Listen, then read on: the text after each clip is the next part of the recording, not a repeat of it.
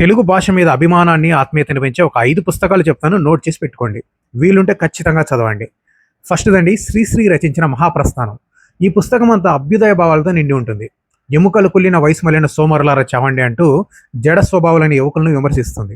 నెత్తురు మండే శక్తులు నిండే సైనికులారా రారండి అంటూ అభ్యుదయ భావాలున్న యువకుల్ని ఉత్తేజపరుస్తుంది. రెండవది కృష్ణపక్షం అండి.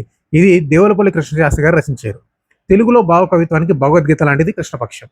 అలతి అలతి పదాలతో ప్రకృతిని వర్ణించడం, ప్రేయసిని మననం చేసుకోవడం, ప్రణయ సామ్రాజ్యంలో తనను తాను కోల్పోవడం, ఇలా ఎన్నో సాత్విక భావాలు కృష్ణపక్షంలో కనిపిస్తాయి. ఇక మూడవది అమరావతి కథలండి. ఇది సత్యం శంకరమంచి గారు రచించారు. ఈ పుస్తకంలో కథలు చదువుతూ ఉంటే అప్పటి కృష్ణానది ఒడ్డు, అక్కడున్న గ్రామాలు, అమరేశ్వరాలయము, జనాల కట్టుబాట్లు, మనస్తత్వాలు ఇవన్నీ అర్థం అవడమే కాకుండా వాటితో మనం మమేకం అవ్వడం కూడా జరుగుతుంది.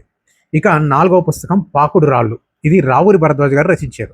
రావూరి భరద్వాజ్ గారికి జ్ఞానపీఠ పురస్కారం కూడా లభించింది. ఈ పుస్తకంలో బయటికి అందంగా కనిపించే సినీ జీవితాల వెనుక దాగున్న చీకటి గురించి, వాస్తవికత గురించి మంజరి అనే ఒక సినీ నటి క్యారెక్టర్ ద్వారా రచయిత మనకు తెలియజేస్తారు. ఐదవ పుస్తకం పోతన భాగవతం అండి.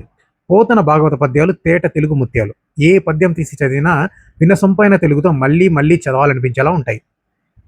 కమలాక్షిని అర్చించు కరములు కరములు, శ్రీనాథ్ వర్ణించు జిహ్వ జిహ్వ, సురరక్షకుని చూసు చూడ్పులు చూడ్కులు, శేషసాయికి మొక్కు శిరము శిరము, అమ్మల గన్నయమ్మ, ముగ్గురమ్మల మూలపుటమ్మ, చాలం పెద్దమ్మ, సురారులమ్మ. సో ఇలాంటి లోక ప్రసిద్ధ పద్యాలన్నీ కూడా పోతన గారు రచించినవే. కాబట్టి ప్రతి ఇంట్లో పోతన భాగవతం పుస్తకం ఉండాలి, మీ పిల్లలకు చదివించాలి. సో ఇవి మన తెలుగు భాష పట్ల మక్కువను పెంచే 5 పుస్తకాలండి. ఇటువంటివి ఇంకా చాలా ఉన్నాయి. మీకు తెలిసిన పుస్తకాలు ఏమైనా ఉంటే కామెంట్ చేయండి. Thank you so much.